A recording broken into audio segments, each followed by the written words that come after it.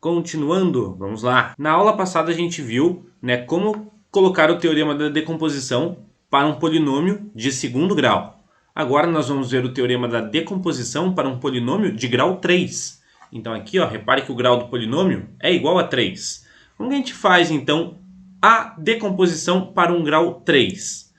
Sendo que o polinômio está dessa forma: ax ao cubo mais bx ao quadrado mais 6x mais d.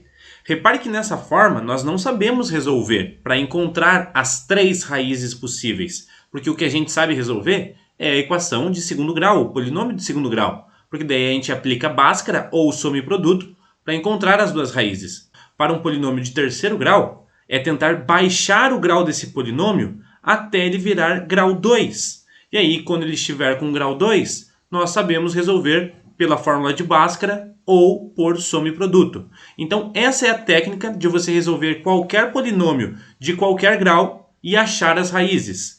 Você reduzir este polinômio, pode ser de grau 3, grau 4, grau 5, grau 6, grau 7, até o grau 2, e quando você chegar ao grau 2, você consegue resolver a sua equação de segundo grau. É isso que a gente vai fazer. Então, como seria a forma de decomposição para um polinômio do terceiro grau? Nós vamos pegar e escrever dessa forma, lembra lá. A, que é o coeficiente do termo dominante, do termo de maior grau. x1, x2 e x3 são as raízes do meu polinômio de terceiro grau. Variável primeiro dentro do parênteses, sinais de menos em todas as raízes. Lembrando, se alguma dessas raízes for negativa, então o sinal que vem dentro do parênteses é o sinal positivo. Beleza. Então, observação, podemos generalizar esse teorema para qualquer polinômio de grau maior ou igual a 2. Porque a gente pode escolher x1, x2, x3, x4, x5, x6, x7 e assim por diante na quantidade de termos e de grau que tiver o seu polinômio. Tá, professor, como que a gente reduz o grau do polinômio até chegar ao grau quadrado? Vamos lá. Então, digamos num exemplo 2 aqui, escreva o seguinte polinômio p de x na forma fatorada, sabendo que 1 é raiz do polinômio. Na maioria dos exercícios, ele já te dá a raiz do polinômio no enunciado. Você não precisa achar as primeiras raízes. Você tem que achar as últimas raízes do seu polinômio. Em mais ou menos 90% dos exercícios, já é dado a raiz do polinômio no enunciado. Professor, caso não dê a raiz do polinômio, você precisar encontrar todas as raízes. Que nem nós temos um polinômio de grau 3 e eu preciso encontrar 3 raízes. Bom, aí vai ser por tentativa e erro para você achar a primeira delas. Então, os melhores números para você tentar encontrar, quando eles não te derem a raiz no enunciado, é o 0, o 1, o 2, o 3, ou, no sentido oposto, menos 1, menos 2, menos 3. Na maioria das vezes, em 98% dos exercícios que eles não te dão raiz no enunciado, uma dessas raízes vai ser raiz do seu polinômio. E basta apenas uma para que você comece a fazer a decomposição, a tornar o polinômio um polinômio de grau 2. E é isso que a gente vai ver. Qual é o método que a gente utiliza para tornar o polinômio um grau menor? É exatamente com o teorema de Brio-Ruffini, que é o teorema do cercado, do cercadinho. Vamos lá. Digamos que a gente tenha esse polinômio é de grau 3, e ele já deu uma das raízes no nosso enunciado. Isso é muito bom para a gente, porque aí a gente consegue calcular com Brio-Ruffini. Vamos lá.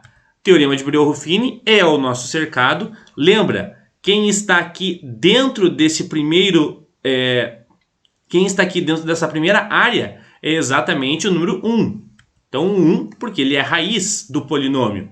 Os números que vão estar dentro desta parte no cercado são exatamente os coeficientes do nosso polinômio. Nesse caso, é o número 1 do x ao cubo, é o número menos 1 do x ao quadrado e é o número menos 4 do x.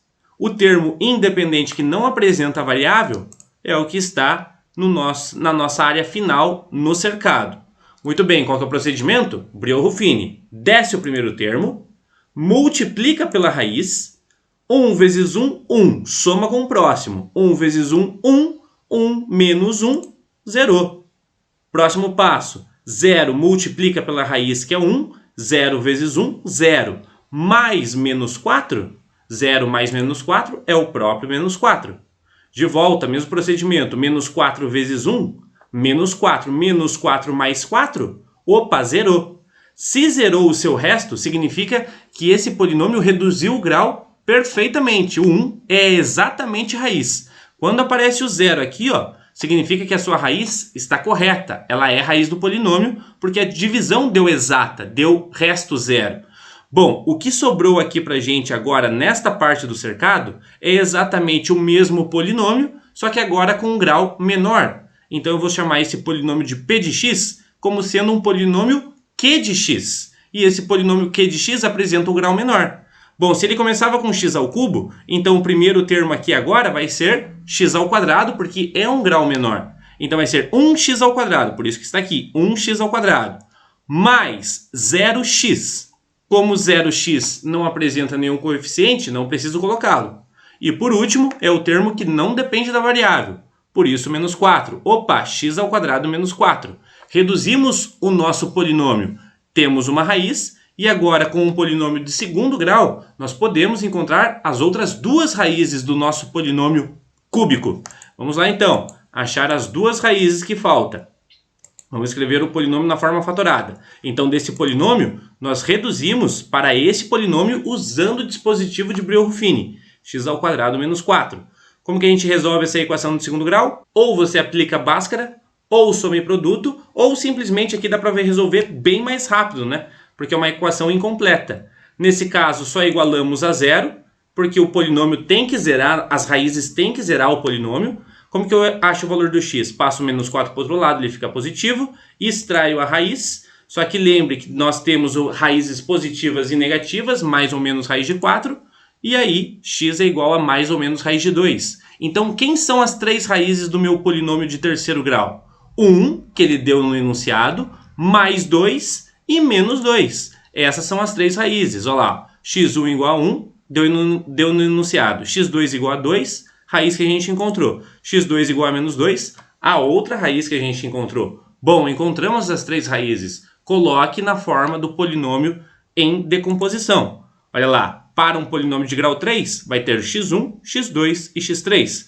Lembra de colocar todos os sinais negativos. Se alguma das raízes for negativa, que é o caso da x3, então dentro do parênteses ficará positivo. Substituindo cada um dos valores dentro de x1, x2 e x3. Olha só, x1 é 1, x2 é 2, x3 é menos 2. Menos com menos, mais. Então por isso que resulta o nosso polinômio na forma de decomposição. Lembrando que o a é igual a 1 porque é o coeficiente do termo dominante, né? Então nós temos o nosso polinômio na forma fatorada com todas as três raízes. E assim que a gente faz com polinômios de quarto grau, quinto grau, sexto grau e assim por diante. Geralmente o enunciado fornece para a gente as raízes para você começar a fazer a fatoração. Na maioria das vezes é fornecido no enunciado. Se não fornecer, lembra daquelas raízes 0, 1, 2, 3 ou menos 1, menos 2, menos 3. Com certeza uma dessas será raiz do seu polinômio. Gente, ficamos por aqui então. Grande abraço para vocês, muito obrigado pela atenção e até a próxima. Tchau, tchau.